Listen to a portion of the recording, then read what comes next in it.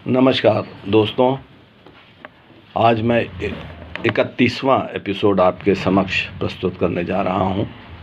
31वीं ये दास्तान जो है अपराध से संबंधित है और ये टेररिज्म से रिलेटेड है, जो निश्चित तौर पर आप समझेंगे कि किस प्रकार से पुलिस अधिकारी और कर्मचारी अपनी जान की परवाह किए बिना कार्य करते हैं और किस प्रकार एक अथक प्रयास के बाद उन्हें सफलता प्राप्त होती है।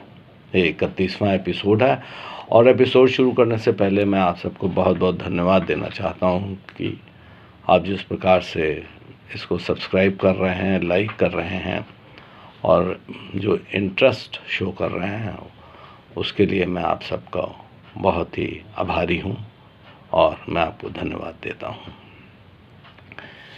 ये बात वर्ष 2007 की है, जब एक इन्फॉर्मेशन हमको पास हुई कि जम्मू कश्मीर के पुलवामा में वहाँ मुठभेड़ हुई और मुठभेड़ में 2 आतंकवादी मारे गए और 3 जो है वहाँ से फरार हो गए। उसमें जो एक फरार हुआ उसके टांग पे गोली लगी थी और वो किसी तरीके से पहाड़ी से कूद गया था और 2 अन्य फायर करते हुए निकल गए थे। यह इन्फॉर्मेशन मिलिट्री इंटेलिजेंस ने इस पे काम किया, डेवलप की और 2 का तो ये कंफर्मेशन हुई कि वो बॉर्डर क्रॉस करके पाकिस्तान की ओर चले गए, लेकिन एक के विषय में कोई इन्फॉर्मेशन फर्दर नहीं हो पाई डेवलप। तो यह हुआ कि वह उसको मौका नहीं मिल पाया क्रॉस करने का, तो वह जो है अंदर हमारे भारतवर्ष की ओर जो बाउंड्री है उसमें आ गया है और जम्मू कश्मीर छोड़कर वह अन्य जगह पर कहीं पर छुपने का प्रयास कर रहा है।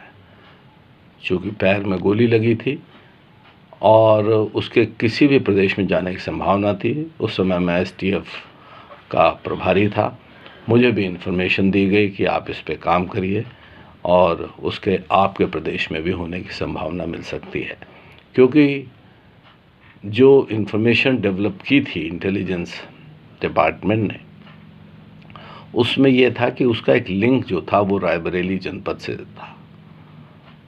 तो हमने रायबरेली जनपद में हमारे जो मुखबिर थे, रायबरेली जनपद के हमारे जो सोर्सेस थे, उन सब से बात करनी प्रारंभ की और क्योंकि ये अवश्य था कि चुटैल आदमी है और अगर इस तरफ कहीं उसने अपनी आमद दर्ज करी होगी तो निश्चित तौर पे कोई ना कोई हमको इन्फॉर्मेशन देगा। एक इन्फॉर्मेशन हमारे जो सोर्सेस थे उनसे डेवलप हुई।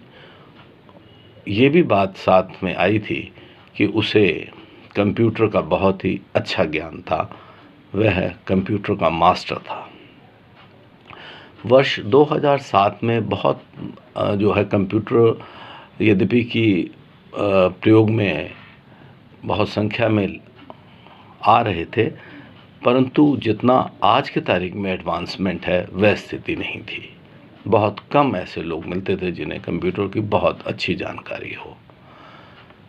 इसके बाद मैं अपनी टीम के साथ रायबरेली कैंप किया। रायबरेली में इन्फॉर्मेशन आने के बाद पता लगा कि एक यहाँ पर कंप्यूटर का स्कूल चल रहा है और वहाँ एक नहीं 5-6 स्कूल थे, परंतु एक पर्टिकुलर स्कूल में एक नए जो है अध्यापक आए हैं, वह सिखा रहे हैं और उस स्कूल में जो है हमने जाकर वार्तालाप शुरू की। मतलब प्राइवेट स्कूल था, कोचिंग सेंटर जिसे ज़्यादा बेहतर होगा अगर ये भाषा प्रयोग की जाए तो। उसमें पता लगा कि एक नए जो आए हैं सिखाने वाले कोच, उनके पाँव में वह लंगड़ा के चलते हैं, लेकिन क्या बात है ये किसी ने कभी जानने का प्रयास नहीं किया। वह कहाँ है, जब पता किया गया तो पता लगा कि वह पिछले 2 दिन से नहीं आ रहे हैं। तो ये कहाँ रहते हैं ये हमने पता किया। जब उनके घर वहाँ गए तो ताला लगा हुआ था, और ताले के उपरांत जब वहाँ पर हमने जो मैजिस्ट्रियल स्थिति थी, एसडीएम को बुलाकर वहाँ पर वो ताला जो है तोड़वाया गया उनके समक्ष।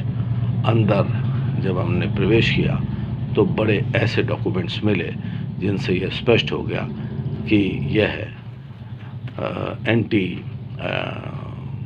जो स्थिति है गवर्नमेंट की, जो भारत सरकार के विरुद्ध कार्य करने की जो स्थिति है, तो ये उस एजेंसी से इसका लिंक है और ये एंटी नेशनल कार्य वहाँ पर कर रहा है। वह डॉक्यूमेंट सारे हमने समेटे और जो है उसको डेवलप करने में हम जुट गए। मेरे साथ में 2 डीएसपीज थे, 2 सब इंस्पेक्टर थे, 3 सिपाही थे। हमने काफ़ी इसमें डेवलप करने की कोशिश करी कि उसका मूवमेंट कहाँ हो सकता है, उसके पास जो भी व्यवस्था थी उसकी कनेक्टिविटी का प्रयास किया, और अंततः हमें जनपद सीतापुर में एक इन्फॉर्मेशन आई। हम वहाँ पर सीतापुर हम गए और हमने को जहाँ वर्चुअली बताया गया था वहाँ पर वह आदमी हमें जो है पता लगा कि वहाँ पर आएगा किसी से मिलने। सही समय पर सही जगह पर हम लोग थे, और उसके बाद उसकी वहाँ पर वो जब दिखाई पड़ा तो जो हमारा सोर्स था उसने इंडिकेट किया कि साहब यही आदमी है जो कि रायबरेली में कंप्यूटर की कोचिंग दे रहा था और वहाँ से गायब है। हमको जो पिक्चर मिली थी इंटेलिजेंस सोर्सेज से, उससे भी हमने मिलान किया और पाया कि ये पुख्ता है। जैसे ही हम उसकी तरफ अग्रसर हुए उसने हम पे फायरिंग की और अपने को जो है हमने बचाते हुए उससे समर्पण करने के लिए कहा, परंतु वह नहीं मान रहा था। हमने उसे जो है ललकारा कि अब भी रोक दो फायरिंग, क्योंकि तुमको हमने चारों तरफ से घेर लिया है। फिर जब उसने फायरिंग को नहीं रोका और लगातार जो है अपने पास जो उसके कारतूस थे उनका प्रयोग कर रहा था और वहाँ से किसी भी दशा में भागने का प्रयास कर रहा था। वह हर किसी उसने इस बीच में 2 मोटरसाइकिल सवार थे, उनसे गाड़ी भी छीनने का प्रयास किया कि किसी तरह से मैं इनकी मोटरसाइकिल लेकर भाग जाऊँ, लेकिन वह सफल नहीं हो पाया। बाद में हम जो मेरी एक गोली उसको लगी, वो वहाँ पर गिर गया, और उसके बाद जब वो गिरा तभी हम उसके ऊपर झपट पड़े, उससे पिस्टल उसकी छीन ली और उसे लेके हम हॉस्पिटल गए। चूँकि गोली उसके कमर पे लगी थी तो वो वर्चुअली जो इंजरी थी वाइटल थी, परंतु वह हॉस्पिटल में एडमिट कराया गया और 2-3 दिन वो कोमा में रहा और उसके बाद वह होश में आया। उसका पाँव देखा गया, पाँव में गोली तब की लगी थी जब पुलवामा में मुठभेड़ हुई थी। उसने अपने बयान में बताया कि साहब ऐसा था कि 2 लोग मारे गए, 2 पाकिस्तान चले गए, बॉर्डर पार कर गए। मैं जिस दिन मुझे निकलना था उस दिन इतनी ज़बरदस्त वहाँ पर व्यवस्था थी आर्मी की कि मैं क्रॉस नहीं कर पाया बॉर्डर, और अंततः मैं जो है अपने यहाँ पर रायबरेली में एक जो लिंक था मेरा, मैं वहाँ गया। वहाँ पर चूँकि मेरे पास पैसे वगैरह नहीं थे, मैंने एक से संपर्क किया और अपने खाने कमाने के लिए मैंने जो है वह वहाँ कंप्यूटर वहाँ के बच्चों को मैं सिखाने लगा। मैंने लगभग वहाँ 6 महीने, बताते हैं कि 6 महीने से वो कोर्स चलाता था, और इस बीच उसने पाकिस्तान कई बार संपर्क करने का प्रयास किया।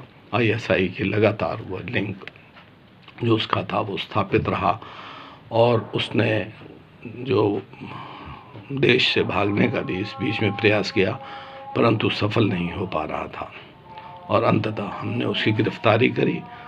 उसके साथ जो सोर्सेस थे उसमें भी एक हमने गिरफ्तार किया और उनको एंटी नेशनल डिसरप्टिव एक्टिविटीज़ और जो आतंकवादी निरोधिक धारा थी सबके अंतर्गत चालान किया गया, जेल भेजा गया। उसमें वादी बने हम पुलिस वाले, और उसको जो है हम लोग गवाही में लगातार अपीयर होते रहे और अंततः उसको सज़ा दिलाने में सफल हो पाए। तो यह दोस्तों कहानी थी, एक दास्तान थी मेरे एपिसोड 31वीं की, और मैं 32वें एपिसोड के साथ आपके समक्ष शीघ्र प्रस्तुत होऊंगा। और मैं पुनः आपका धन्यवाद देता हूं जिस प्रकार से आपके सब्सक्राइब कर रहे हैं, और मुझे आशा है कि यही आपका जो प्यार मुझे मिलता रहेगा। बहुत बहुत धन्यवाद। जय हिंद, जय भारत।